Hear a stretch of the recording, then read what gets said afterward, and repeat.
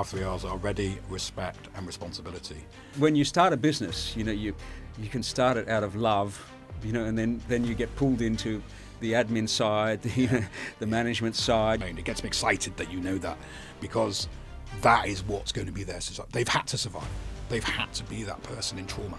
I'm Richard Farleigh, and welcome to the Boardroom. Joining me today is Stephen Simpson, who's been on a really interesting journey over the last few years. Stephen is a founder, but instead of building a business or a brand, he started a school. And it's not just any school. Stephen is the head of Forest School in UK, which uses a vastly different approach to help kids who've been excluded from mainstream education. I've invited Stephen into the Boardroom to find out more about what a forest school is and hear about the personal journey that he's been on. And I think there's a bigger conversation here too. As a care system survivor myself, I'm sure we'll be able to swap some ideas and experiences on helping kids who have special needs or difficult backgrounds. Welcome to the Boardroom, Stephen. So do you play chess? I absolutely don't, and it scares me to death. Not at all. Okay, so that's not a problem, because I think what we'll do is just run you through how the pieces move, so then you get a taste. And who knows, that taste of chess might I'm make already you... getting sweaty palms. That taste of the game may make you want to run off and take it up as a hobby.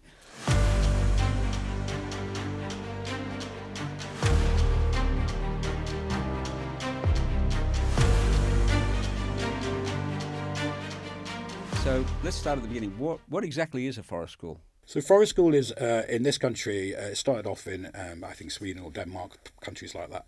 It's a sort of movement, if you like, of putting the child in charge. It's child-led. That's the sort of fundamental commonality between all forest schools. Within that movement, every forest school is very different. It's not one organised sort of, there's no curriculum. What is the general concept? The general concept is... It's get out of the classroom? Yeah, with us it is the classroom, but the general concept is it's 2 hours out of the classroom, child-led, and teachers or practitioners are invited in to the sort of play by the child, and that's when you can put in little sort of pointers and directions and sort of, well, how about this, or whatever. So we have our 2 sites, 3 sites now, because as you'll discover during the conversation, we've just opened a full-time school, which just with the Department of Education now being ratified, or whatever the correct word is, and we will be having full-time students going forward from September. But in the meantime, we've got 2 alternative provisions. So children come to us because of their behavioural needs, schools refer them, or council services refer them, and we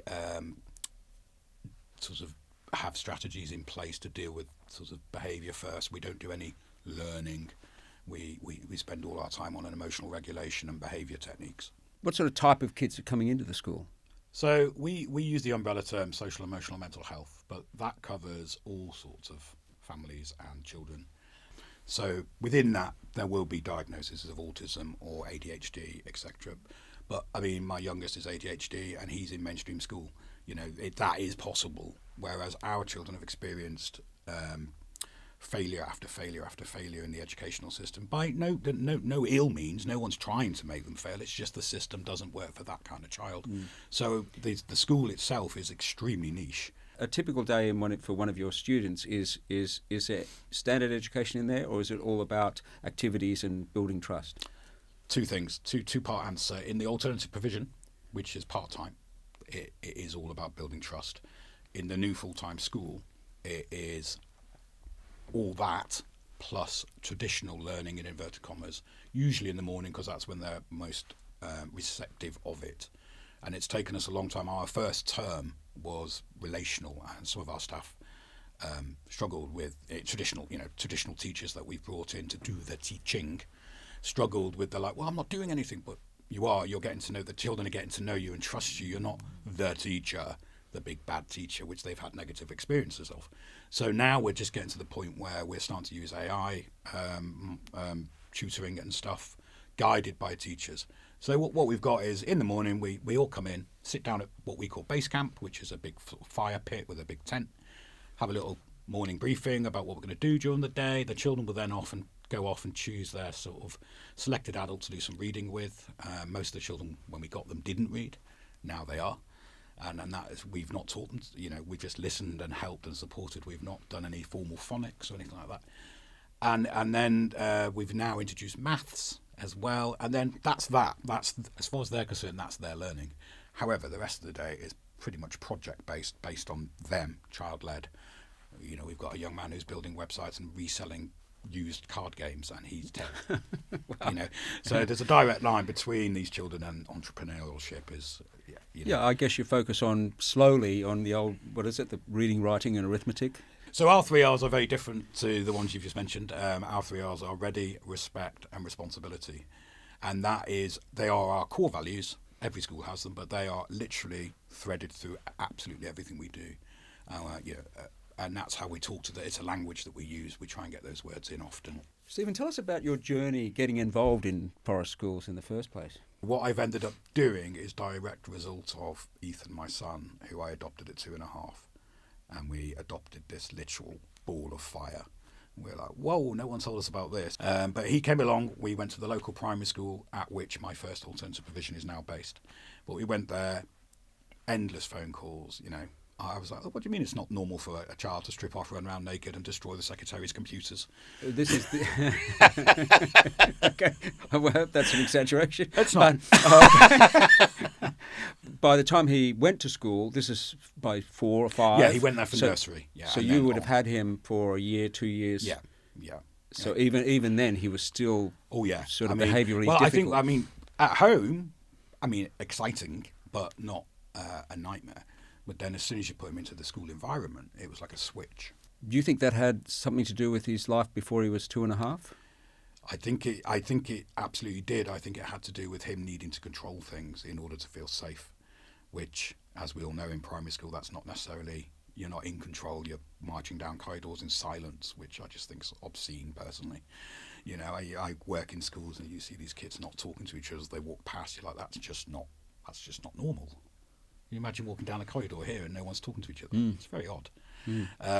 However, you have to have boundaries and rules and to avoid chaos in a mainstream school.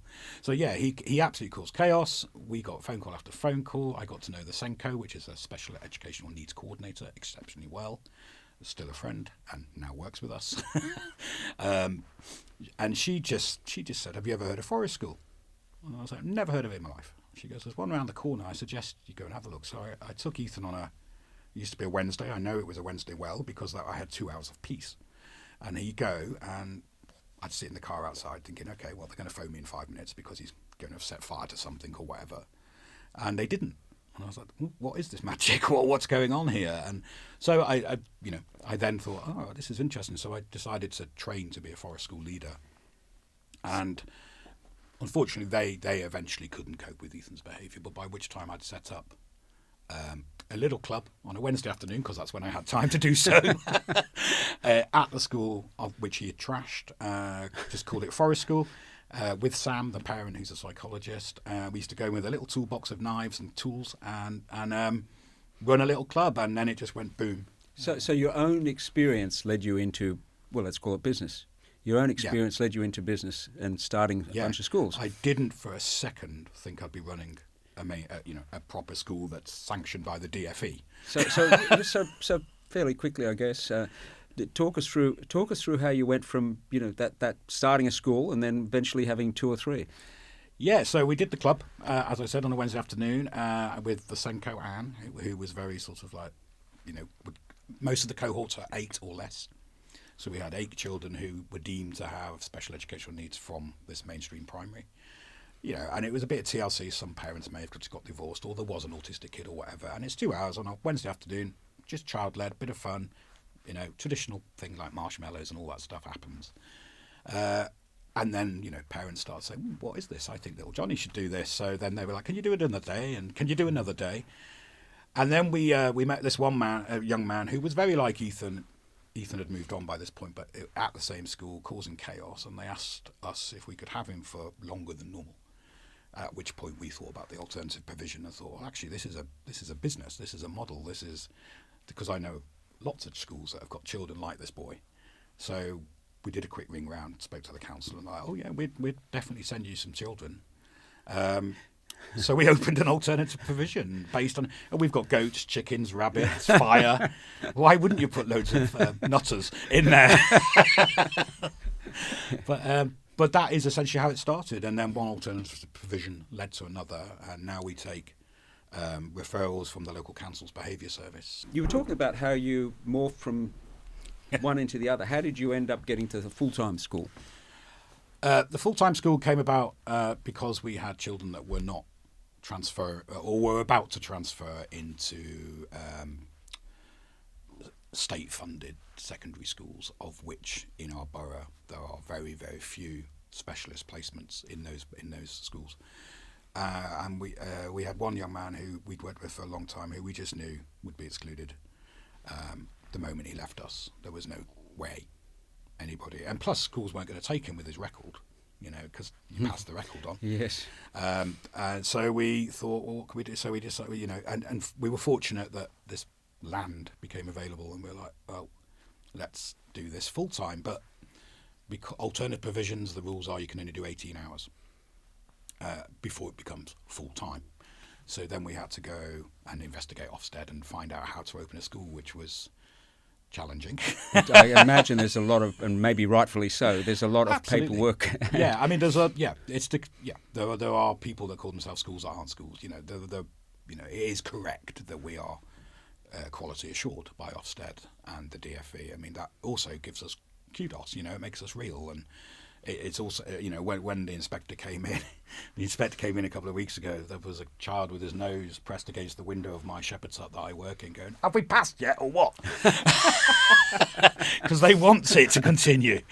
And it was very funny. But, it does give us a sort of big tick that actually all this crazy stuff we're doing actually is valued and real and changing these kids.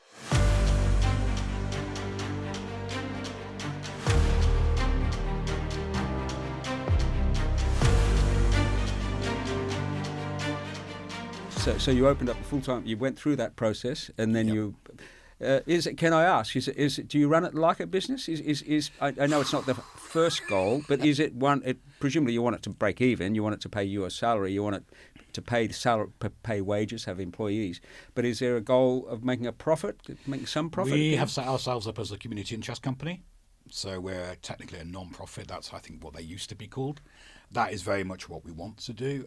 We are technically an independent school, but our admissions process is the children that the council are going to point in our direction, or that we already know. And our pricing point is roughly equivalent to what it costs to transport a child in a taxi to the school further out of the borough, because there are no schools. So you're very inexpensive. We are inexpensive in the world of private schools, yeah. Wow. Yeah, and that's purposeful because... And you're able to pay yourself and others salaries. Yeah, we now employ 18 people in total, which is... Wow. That's the stuff that keeps me awake at night. Yes. So you're finding, when you start a business, you can start it out of love, and then you get pulled into the admin side, the management side. You get further away. In your case, it could be easy to imagine getting further and further away from the kids and more dealing with paperwork, emails, phone calls. Worrying that the building's got the maintenance right and staff issues, and you end up spending less and less time with the thing you started out enjoying, which for your case might be spending time with the children. Absolutely, that is exactly what's happening. Though I have put together quite a good steering committee full of professionals, one of which, Aaron J., who's our finance guy, is phenomenal. Without him, we wouldn't have got to where we are business-wise, in terms of having a bookkeeper and an accountant and all that sort of proper stuff, all the grown-up stuff that I'm not really interested in. But it does allow me to buy shepherd's huts and tents and things for the kids. But it's a fine line. I mean, I think Sam, my business partner, spends a lot more time worrying about that side of it than I do. I'm a bit well known for I'll just get it. But, you're the dreamer, she's the practical person. Yeah, she's the one that keeps me in handcuffs and stops me from spending, basically. But it must have taken a capital investment to open the school in the first place. We did. We've borrowed a fair whack, mainly to put a fence round. And fences turn out are very expensive, £90,000. But you'd had to take a lease on property and things. Well, like that. we're very fortunate because Thames Water are the land where both one of our alternative provisions and the school are on Thames Water land, so in the middle of a nature reserve. So there's a big sort of sewage plant, but all the way around it is a nature reserve. And we approached them, and the Christine, who's the nature reserve manager, has been phenomenal. and we have it's peppercorn rent, for want of a better word. And is that because they know you're in a non-profit, or is it just... they want to be involved. I think they see it as the right thing to do for the local community. It is the right thing, and they've got this land that's just not being used. And we're like, well, if we put this big fence up, can we use that? It hadn't been used for 40 years. It was all brambles and bracken, and we had to get robot lawnmowers and lots of machinery in to clear it. But we now have whatever it's called. We control the premises. Yeah. How do you measure success in a forest school? I mean, getting them in is one of our best metrics. Our attendance is 95%. Right. The national average is 80%. Is that right? 82, 83. Don't get me started on figures, Yes. but it's much lower. And so they're voting with their feet. They're coming to school. These are children that didn't go to school. Yes. One of the parents said to me the other day, very early on, he's done more work in 3 weeks than he's done in the last 3 years here. That's fantastic. And this is a little boy who knew the concept of reading, but now will read in front of us and will read things out, and is now moved on to chapter books and is wanting to read, But yeah, talking about different metrics, I don't give a toss about GCSEs. I mean, if some of our children want to do that, we will facilitate it, and there's every chance they will, but it's not our goal. Yes, but at least you're teaching them, at least you're exposing them to education, that education's not a dirty word. Precisely. I mean, they are used to being, upset by that word, by classroom. The word classroom we don't use on purpose. It's the shepherd's hut. However, in there are computers, there are books, there are maps, there are flags on the walls and all that sort of stuff.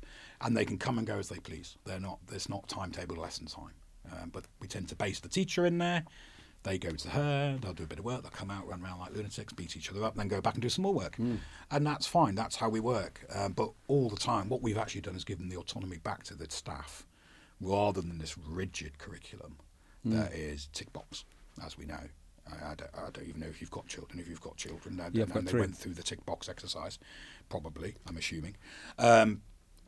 We've given the autonomy back, and the teacher will then, when they've gone home, they'll make loads of notes on what we call academic notes, and then we're using AI to mine that information and turn it into a more formal. It will say, oh, there's gaps in this learning, or there's gaps there, or maybe you should do some 4 times table with this child, or whatever, to give us guidance, not outcomes. Well, I've got 3 children, but I was disappointed when they'd come home from school and they'd have to, and it'd be home time as well. They have to memorise capitals, and being Australian, they're memorising Canberra for Australia or Washington for the US. I'm like, these kids, like they're 6 or 7, they barely know what a country is. What the concept of a country is, or what is a capital. And they're memorising, and they could memorise, names of countries and their capitals, and I thought, what a waste of time. Why aren't they just running around playing on the ground pretending they're a dinosaur? Because imagination is probably going to become more and more important, especially as we move into the AI world as we're going now. Imagination, more than calculation or memory, in that case it was just pure memory with no understanding, no calculation, nothing. And at the sacrificing, there's an opportunity cost. They could be using their imagination, which at that age is fantastic. It's insane. You tell them to dream up some crazy animal, they will do it better than you and me. How many times do we read stories about young people that have created cures for cancer and things? If they're given the right opportunities, they come out with outside the box they don't thinking. have to change the world, but even if that's what they're dying to do, and that's what they love doing. I found when I was playing with my own kids, we'd have the most fun when I was lying on my back pretending I was a bug. Not an Australian bug, surely. A big one. But it was just their imaginations are just so absorptive. And playing with your children is such an important thing, and a lot of people don't do that. I'm not going to say our families because I don't want to upset our families, but a lot of the children I've come across, I mean, we've had children that have come to us that don't know how to play. They expect to be told what to do. But also, I think, I'd be interested in your view on it, but, I've got quite strong views. One of them is that they should be using their imagination because, songwriters, graphic artists, it's all about imagination. The other thing is personality, oddly enough, and in some ways being able to tell a joke or being able to look someone in the eye or being able to, get on with other people. But, personality or charisma or whatever you want to call it, to me has been one of the, what I see with other people is it's one of the biggest variables in determining how well someone will go. I mean, you can get people with no social skills who sit in a room and program and they can be very successful. But in general, people who get on well with people, they tend to glide through life. Yeah. You know, they get over-promoted or they get opportunities that other people aren't offered. You know, they get things tossed at them, you know, because people like being around them. And school doesn't do anything. Yeah. There's nowhere you have to get up in front of the class and be a clown or, you know, and I'm not talking about forcing kids to do it. No, I'm just talking about encouraging personality. You know, tell a joke. That is one of how our many adults HCs. can't tell a joke? Well, exactly. Or they don't like telling a joke. Come and visit our kids. They'll all tell you jokes. I can tell you. It might not be appropriate, but they will tell you jokes. jokes. But a sense of humour. You know, I mean, I'm not saying to force it into kids, but don't take it out of them. Exactly. And what we call it is gift of the gab. They've got the gift of the gab. All of our children have got that skill that you're talking about, and that's an exceptional skill to have for the reasons you've just explained. It gets me excited that you know that, because that is what's going to be their society. They've had to survive. They've had to be that person in trauma. You know, for whatever's happened in their life, whether that's just anxiety going to school or whether they're on child protection, they've had to use that skill that you're describing very well to survive.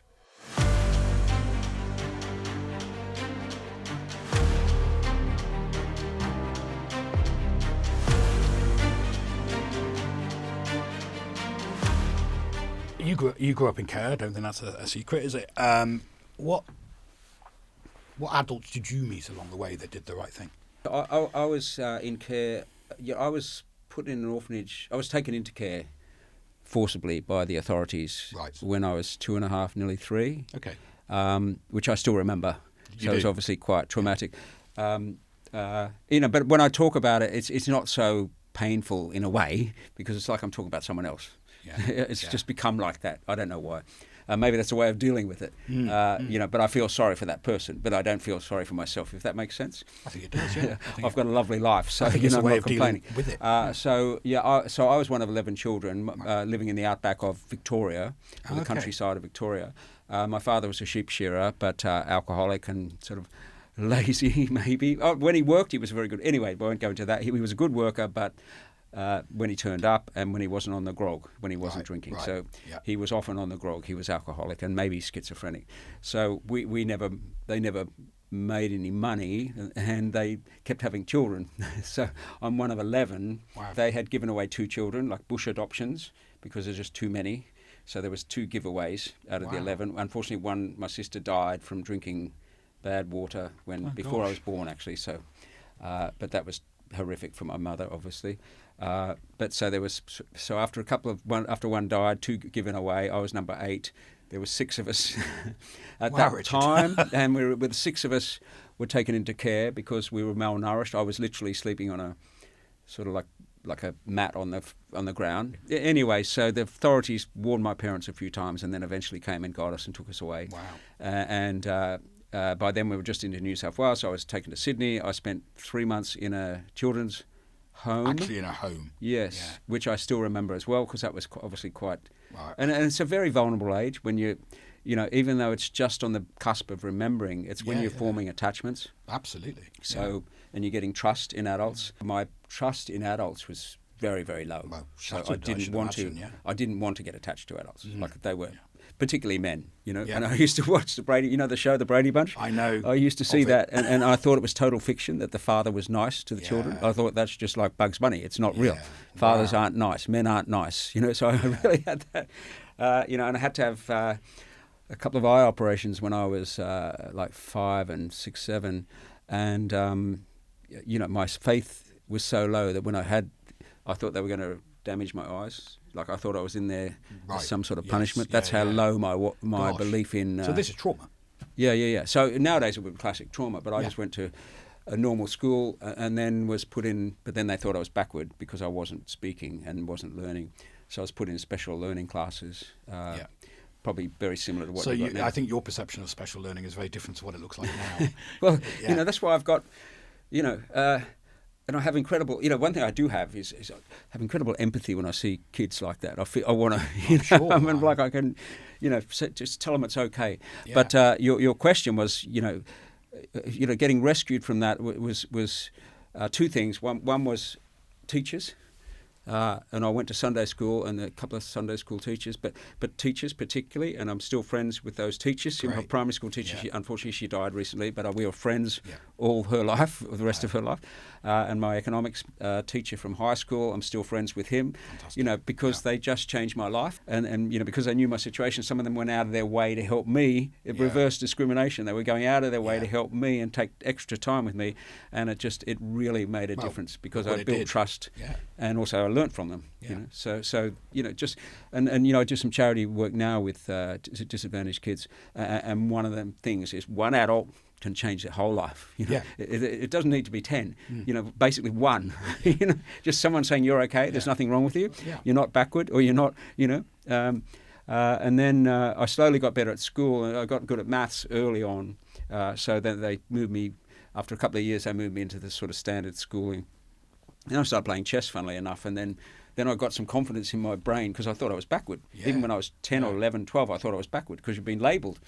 And then I started playing chess, so I got some confidence in myself, and then slowly came through and got a scholarship. But luckily, being in the care system, you don't have any money to go to university or any parents to support you.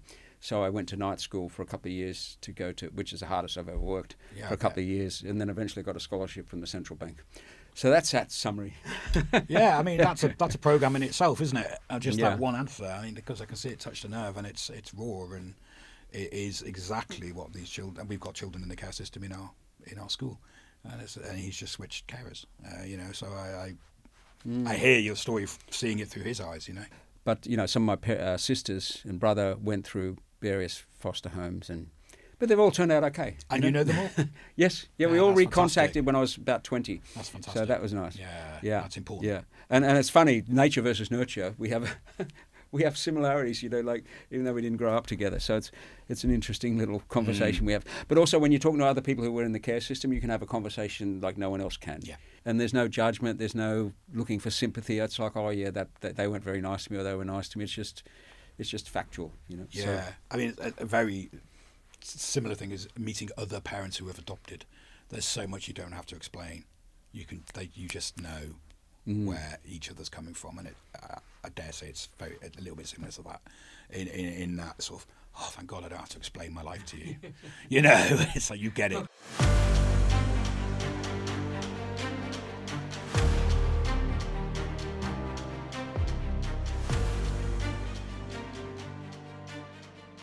Stephen, I've got to say, having heard your story and what you're doing, I mean, you're a saint, and you're sort of a business person, a reluctant business person, and you're a saint, but you're changing so many lives, and me particularly can understand what you're doing out there. So I really appreciate what you're doing on behalf of everybody, society. But thank you for coming in and having a chat today. It's been fantastic.